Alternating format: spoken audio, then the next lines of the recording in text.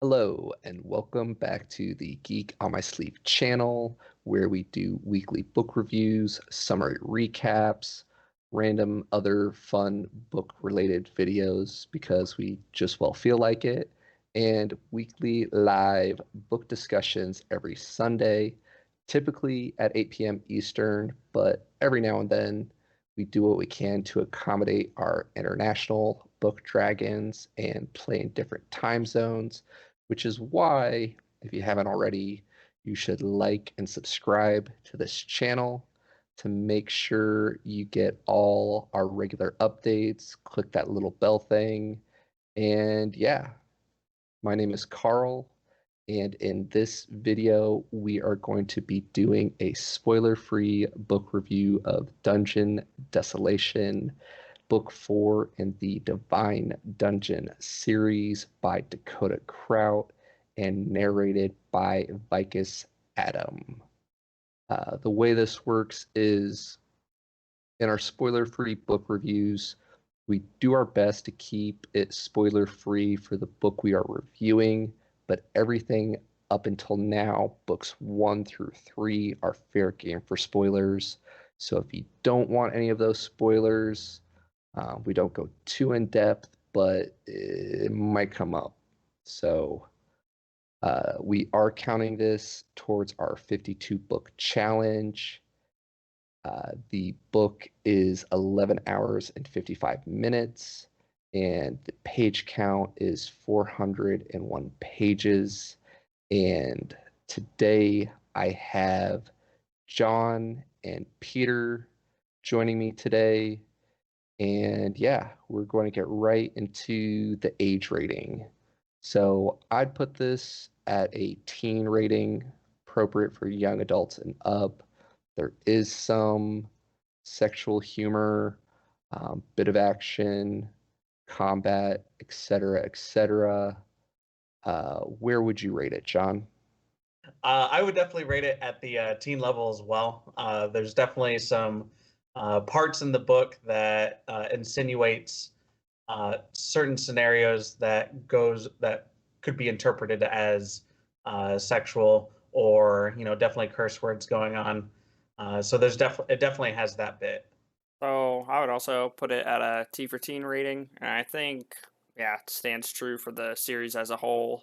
You know, minor spoiler: end of three is that how a baby's made, and I guess one of our big mages runs a pleasure house. So it's very much birds and the bees, mommy and daddy really love each other kind of moment, and that's like as much as it ever gets, and I think that's relevant and a minor portion of the book as a whole, which brings us into the synopsis with John.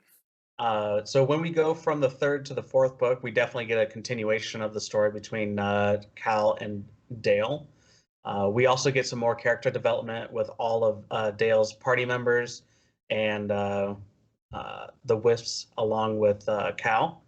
And then we also get to learn more about all the bad guys, Xenocide. We get to find out more about him. And so there's definitely going to be a lot of action, character development, and as I would like to say, this is definitely going to be a power up book for sure. So there's going to be some some parts that are going to be Hyperbolic time chamber. yeah, definitely some Dragon Ball Z Frieza versus Goku fight. You have 5 episodes of powering up, and then they actually fight. That's pretty much how this book is going to be. Thank you, John, for the synopsis. For overall rating or the review portion of this, typically out of 5 stars. For me, this is probably my least favorite book in the series. I'd sadly give it like a 3.5 because it is not quite as satisfying as it should have been.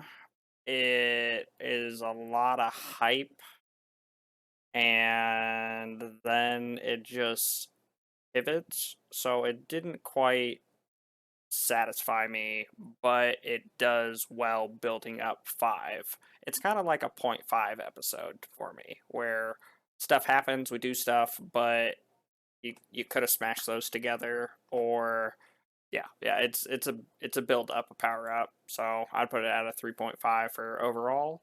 And Carl, what did you rate it for overall? This is one of the reasons why I enjoy getting other people involved in these reviews and discussions, because more often than not, Pete, we completely line up on these things.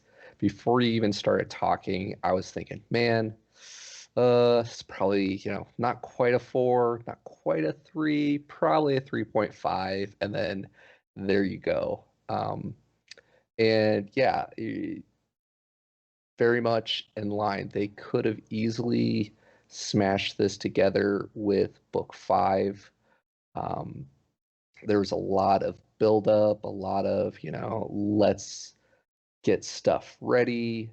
Though I guess that pretty much follows the pattern of the previous 3 books, very much scaling up for this conflict. So in that case, it's very much the same as the previous 3 books, but I would give it a solid 3.5 for overall rating. How about you, John? I feel like that's a good rating as well. The 3.5. How I don't know. I enjoyed the book. I'm trying to imagine it, like in terms of like a scale or like a graph. Like the books starts off like in a normal like scale, and then all of a sudden it goes down, and then it goes up, and then it goes back down. So like there's definitely some parts where uh you know it it excites you, but at the same time there's also some other parts I'm like, okay, let's I don't know. I mean, obviously everything's in there for character development or world building, but there's going to be some other, I don't know, some extra information that probably wasn't needed. As Carl mentioned, probably could have smashed those 2 books together. Would have been the same for me. So yeah, that's where I'd put that at. And that brings us into kind of the character development. And I, uh, okay, we'll give you a 4 because there is a lot of progression and development for a lot of our main people, as well as we, go all Wizard of Oz on it, and we find the guy behind, the curtain, and we get more insight into, things that have been hinted at but haven't been fully explored. It's not quite what I thought, but it is quite a bit of development because we get several viewpoints on the man behind the curtain, if you will. So I'd put it at a 4. And what did you think? Character development, Carl. I'd probably put character development closer to a 3, maybe a 3.5. And a lot of that for me is a lot of my favorite characters that we talk about at great length in the previous live book discussions slash geek outs. We don't get to see a whole lot of. Again, trying to avoid spoilers here.